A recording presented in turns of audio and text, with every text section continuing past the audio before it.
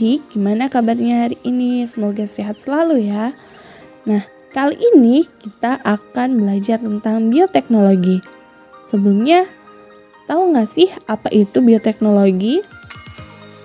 Bioteknologi berasal dari kata bio yang artinya makhluk hidup dan teknologi yang artinya suatu cara atau alat untuk memudahkan manusia dalam memecahkan masalah atau membuat produk yang berguna. Bioteknologi dapat didefinisikan sebagai penggunaan organisme atau bagian dari organisme untuk membuat suatu produk atau jasa sehingga dapat mensejahterakan manusia. Nah, bioteknologi dapat dikelompokkan menjadi dua, yaitu bioteknologi konvensional dan bioteknologi modern. Bioteknologi konvensional. Bioteknologi konvensional adalah bioteknologi yang menggunakan mikroorganisme sebagai alat untuk menghasilkan produk dan jasa. Misalnya, jamur dan bakteri yang menghasilkan enzim-enzim tertentu untuk melakukan metabolisme tubuh, sehingga diperoleh produk yang diinginkan. Bioteknologi modern. Bioteknologi modern dalam produksi pangan dilakukan dengan menerapkan teknik rekayasa genetika. Rekayasa genetika adalah kegiatan manipulasi gen untuk mendapatkan produk baru dengan cara manipulasi materi genetik, baik dengan cara menambah atau menghilangkan gen tertentu. Salah satu produk hasil rekayasa genetik adalah dengan membuat organisme transgenik. Sebelum kita melanjutkan materi yang selanjutnya, coba adik-adik tuliskan perbedaan antara bioteknologi konvensional dengan bioteknologi modern di buku latihan adik-adik ya.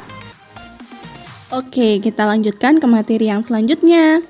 Peranan bioteknologi. Contoh bioteknologi di bidang pangan ada tapai, yogurt, keju, tempe, dan juga roti. Tapai dibuat dengan memanfaatkan mikroorganisme yang ada dalam ragi tapai. Salah satu mikroorganisme yang berperan dalam pembuatan tapai adalah Khmer Saccharomyces cerevisiae. Selain Saccharomyces cerevisiae, ada jamur Aspergillus sp. Mikroorganisme yang terdapat pada ragi tapai memiliki peran yang sinergis.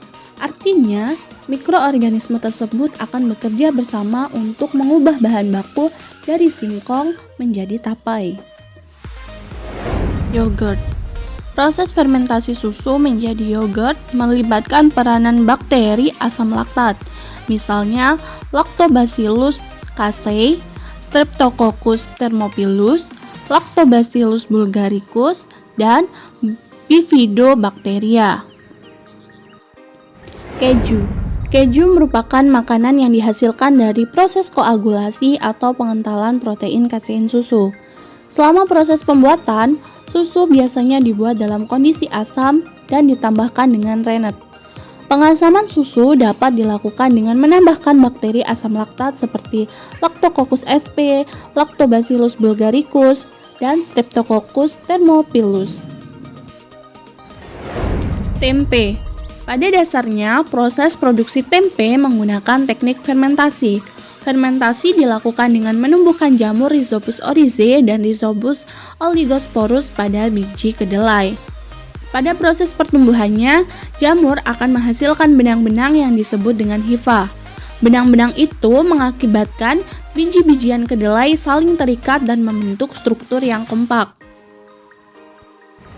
Roti. Pembuatan roti memanfaatkan peristiwa fermentasi yang dibantu oleh Saccharomyces cerevisiae. Fermentasi yang dilakukan oleh Saccharomyces cerevisiae menghasilkan banyak gas karbon dioksida dan sedikit alkohol. Gas karbon dioksida akan membuat adonan roti mengembang, sedangkan alkohol akan menghasilkan aroma yang khas pada adonan roti.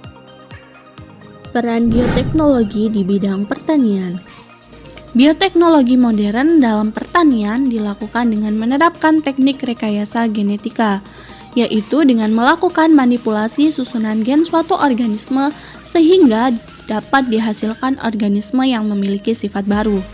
Manipulasi susunan gen dapat dilakukan dengan cara menambah gen suatu organisme yang diambil dari organisme lain atau dengan menghilangkan gen tertentu dalam organisme tersebut.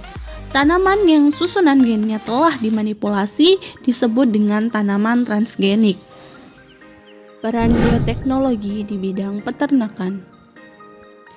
Selain di bidang pertanian, bioteknologi juga banyak diterapkan dalam bidang peternakan, yaitu dengan dikembangkannya hewan transgenik melalui teknik rekayasa genetika. Rekayasa genetika juga dapat dilakukan pada hewan ternak agar tahan terhadap penyakit. Peran bioteknologi di bidang kesehatan. Peran bioteknologi di bidang kesehatan ada antibiotik yang dibuat untuk mengatasi infeksi bakteri. Kemudian ada insulin untuk mengatasi penyakit diabetes mellitus tipe 1. Penderita perlu mendapatkan tambahan hormon insulin sintesis. Melalui bioteknologi, ilmuwan telah dapat memproduksi hormon insulin sintesis seperti hormon insulin yang dihasilkan oleh pankreas manusia. Kemudian ada vaksinasi. Vaksinasi adalah suatu proses peningkatan sistem kekebalan tubuh dengan cara memasukkan vaksin ke dalam tubuh seseorang, sehingga memiliki kekebalan terhadap penyakit tertentu yang disebabkan oleh virus atau bakteri.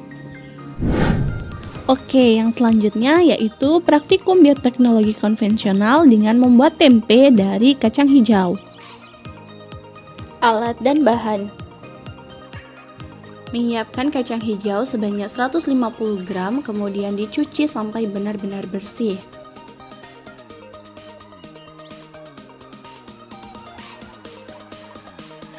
Kemudian, rendam kacang hijau selama 12 jam agar empuk dan dapat dikupas. Setelah 12 jam, pisahkan kacang hijau dari kulitnya, kemudian cuci kembali hingga bersih dan ampas-ampas dari kacang hijaunya itu hilang. Setelah kacang hijau bersih, kemudian dikukus menggunakan dandang selama 30 menit.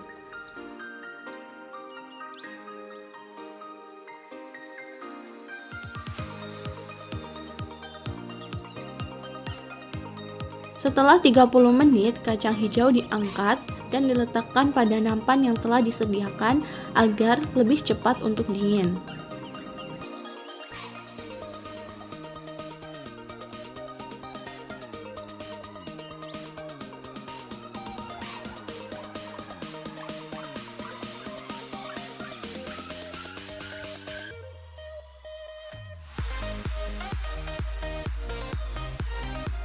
Setelah kacang hijau dingin, kacang hijau diberi ragi dan diaduk hingga merata.